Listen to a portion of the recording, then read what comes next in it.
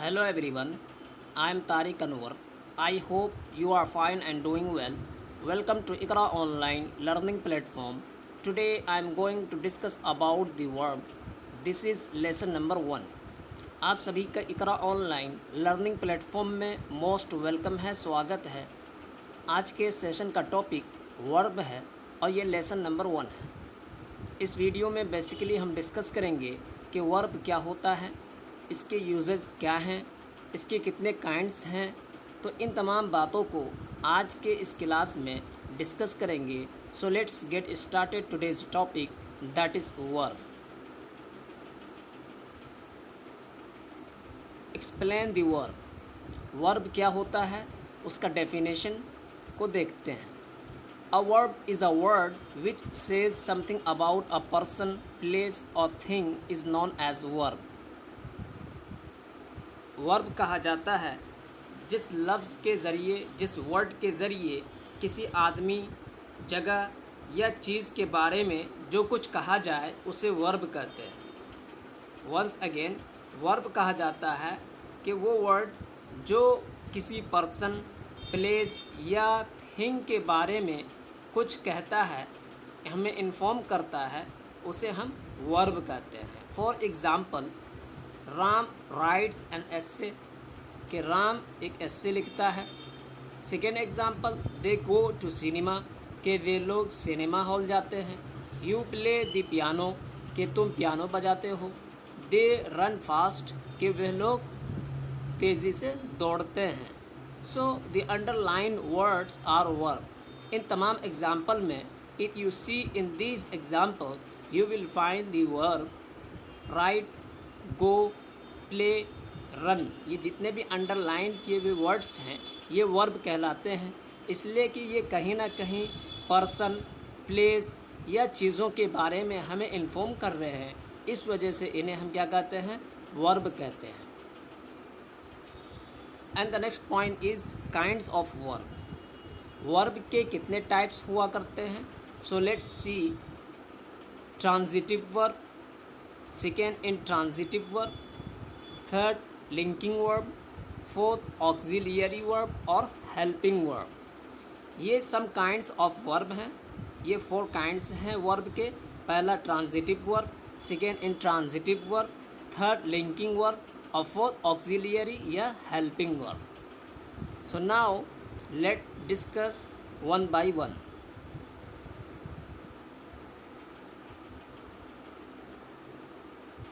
Transitive verb. What is transitive verb? Transitive verb क्या होता है?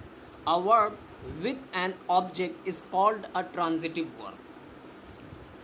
तो ट्रांजिटिव वर्ब कहा जाता है कि जिस वर्ब के साथ ऑब्जेक्ट भी हो उसे हम ट्रांजिटिव वर्ब कहते हैं। वंस अगेन, जिस वर्ब के साथ उसका ऑब्जेक्ट भी मौजूद हो उसे हम ट्रांजिटिव वर्ब कहते हैं। For example, Hamid rights a topic. Hamid क्या लिखता है? एक टॉपिक को लिखता है। Second example, you use the mobile, कि तुम मोबाइल को यूज़ करते हो। दे क्लोज द डोर, कि उन लोगों ने दरवाजे को बंद कर दिया। And the fourth example is we read the newspaper, कि हम लोगों ने न्यूज़पेपर को रीड किया, पढ़ा। तो ये सारे एग्जाम्पल ट्रांजिटिव वर्ब के हैं, इसलिए कि इन वर्ब के साथ उनका ऑब्जेक्ट भी क्या है, मौजूद है, एग्जिस्ट कर रहा है। इस वजह से इसे हम ट्रांजिटिव वर्ब कहते हैं। Let's see. The underlined words are transitive verb because they have their object as well as like topic, mobile, door and newspaper.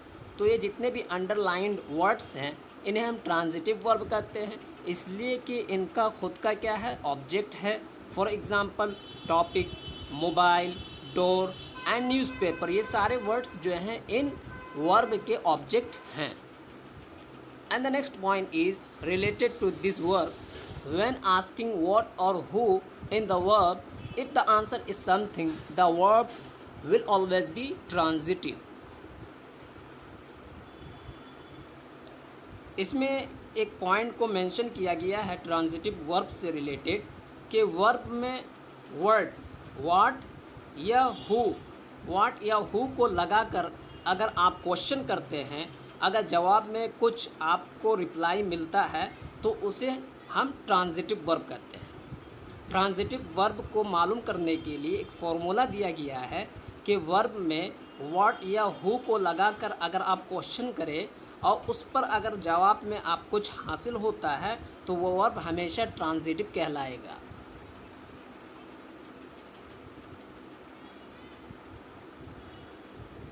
And the second type of verb is intransitive. What is intransitive verb? Intransitive verb क्या होता है? Let's see.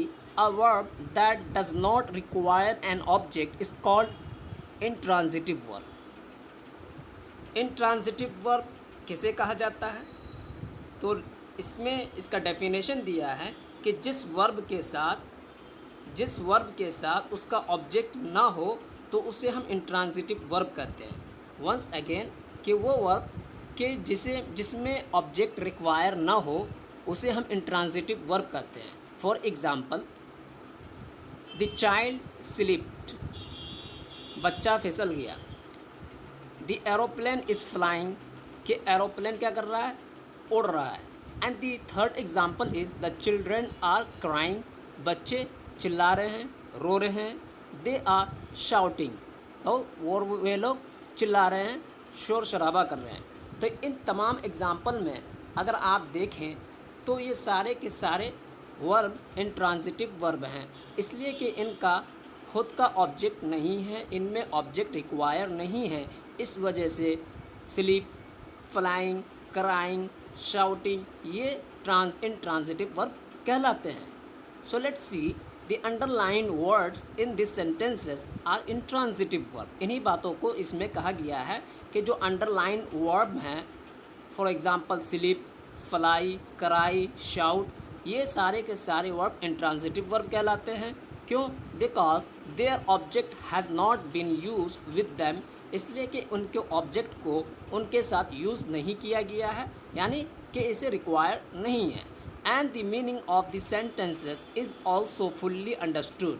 और इसके बावजूद यानी कि object के ना होने के बावजूद इन सेंटेंस का मीनिंग क्या है? क्लियर है, अंडरस्टूड है। And the next point is related to this kind of verb. When asking what or who in the verb, if there is no answer, then the verb will always be intransitive verb. Intransitive verb से related एक point को यहाँ पर mention किया गया है कि verb में व्हाट या हु को लगाकर अगर आप सवाल करें और उस पर अगर जवाब में कुछ हासिल ना हो तो समझ जाएं कि वो वर्ब क्या है? इंट्रांजिटिव वर्ब है। वंस अगेन कि जब आप व्हाट या हु को वर्ब में लगाकर क्वेश्चन करते हैं और उसके रिप्लाई में अगर कोई जवाब नहीं मिलता है तो ये समझ लीजिए कि ये वर्ब हमेशा इंट्रांजिटिव वर्ब कहलाएगा। सो गाइस, आज के इस वीडियो में हमने वर्ब के टॉपिक को स्टार्ट किया, वर्ब क्या होता है उसके डेफिनेशन को देखा, उसके कितने काइंड्स हुआ करते हैं, 4 काइंड्स हुआ करते हैं, जिसमें से हमने 2 काइंड्स को हमने डिस्कस कर लिया है और रिमेनिंग काइंड्स ऑफ वर्ब को नेक्स्ट वीडियो में डिस्कस करेंगे। तब तक के लिए टेक केयर। वीडियो को लाइक करें, शेयर करें, सब्सक्राइब करें। Thank you very much.